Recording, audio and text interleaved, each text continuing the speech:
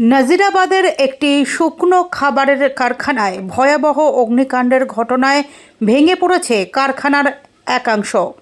টানা ৩২ ঘন্টারও বেশি সময় ধরে দফায় দফায় জ্বলছে গোটা কারখানাটি। এখনও কিছু অংশে ধিকি ধিকি আগুন জ্বলতে দেখা যাচ্ছে, যা ঘিরে রেখেছে গোটা এলাকা। দমকল সূত্রে জানা গিয়েছে, কারখানার ভেতরে অতিরিক্ত পরিমাণে দাহ্য পদার্থ মজুদ থাকার কারণেই আগুন দ্রুত ছড়িয়ে পড়ে এবং দীর্ঘ সময় ধরে তা নিয়ন্ত্রণে আনতে ব্যর্থ হয় দমকল বাহিনী। এই দাহ্য পদার্থই কার্যত আগুনে বাড়তি অক্সিজেন জুগিয়েছে বলে অনুমান দমকল কর্মীদের। এই পরিস্থিতিতে মঙ্গলবার সকাল 11টা নাগাদ ঘটনাস্থলে পৌঁছন দমকল বিভাগের ডিজি রণবীর কুমার। ডিজি ঘটনাস্থলে পৌঁছানোর সময় আগুন অনেকটাই নিয়ন্ত্রণে চলে আসে, যদিও কয়েকটি জায়গায় এখনও পকেট ফায়ার বা ধিকি ধিকি আগুনের শিখা দেখা যাচ্ছে। সেগুলিকে ক্ষণে ক্ষণে জল ছিটিয়ে ও অন্যান্য ব্যবস্থা নিয়ে নিয়ন্ত্রণে রাখছে দমকল বাহিনী।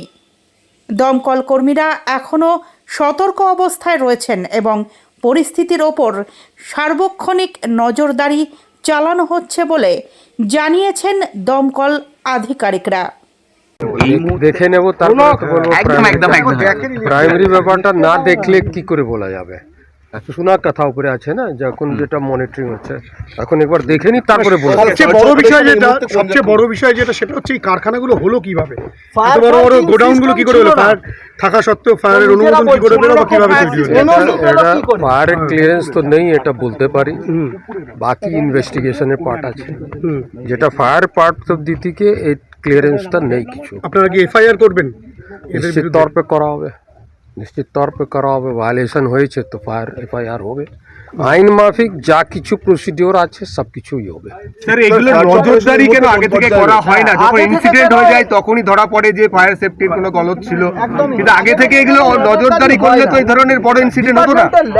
ঠিক বলেছেন, পয়েন্ট ঠিকই বলেছেন, আগে থেকে ধরা উচিত আছে, বাট যখন হয়েছে ইনসিডেন্ট তারপরে করা হবে। যেটা আইন মাফিক আছে সেটা প্রসেস হবে।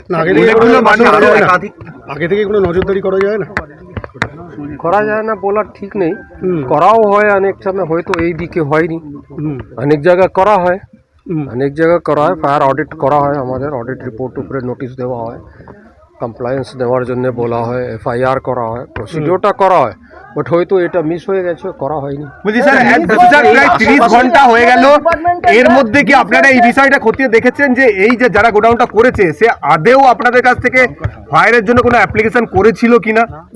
আমি আপনাকে বললাম কি ফায়ারের ক্লিয়ারেন্স নেই, একটা তো প্রথম লাইন বলে দিয়েছি। তারপরে তো ইনভেস্টিগেশন পার্টটা তো পুলিশকে দেখতে হবে, ইনভেস্টিগেশন আমরা করি না।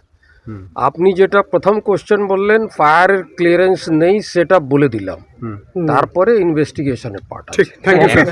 আশেপাশে আরো এরকম একাধিক কারখানা রয়েছে, সেইগুলো তো কি কোনো করা হবে, নোটিশ করা বা নিশ্চিত তौर पे করা হবে, ফায়ার অডিট করা হবে, ওটা ব্যাপারটা নিয়ে ফায়ার অডিট করা হবে। এটা হয়তো রিসেন্টলি ডেভেলপ করেছে, সেই জন্য চোখে ছিল না, যা হয় বেসিক্যালি। স্যার, একটা বিষয় বললেন যে হয়তো এই দিকটায় ফায়ার অডিট বা নজরদারি হয়নি, সেই নজরদারিটা হয়নি তার কারণ কি আপনার ডিপার্টমেন্টের ল্যাক না অন্য কোথাও?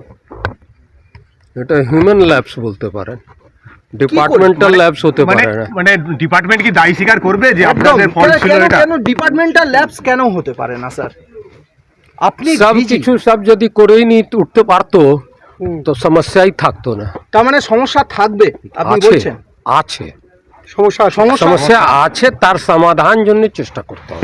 এতগুলো মানুষের প্রাণ চলে গেল, এখনো পর্যন্ত দুঃখের ব্যাপার আছে, আমরাও দুঃখিত আছি।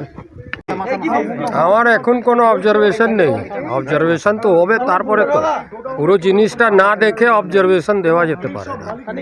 স্যার, অডিট, ফায়ার অডিট বা ফায়ার ইন্সপেকশন হয়নি বা হয় না, আপনি যে জিনিসটা আমার মুখ দিয়ে বলাতে চাইছেন ওটা পারবেন না। ফায়ার অডিট হয়, হয়তো এর হয়নি, আমি আগেও বলেছি, আবার বললাম, বাট আগে ফায়ার অডিট আমাদের করা হয়, ফায়ার অডিটের বেসিসে অনেকটা কমপ্লায়েন্সেস আমরা পাই। কিন্তু স্যার এইটা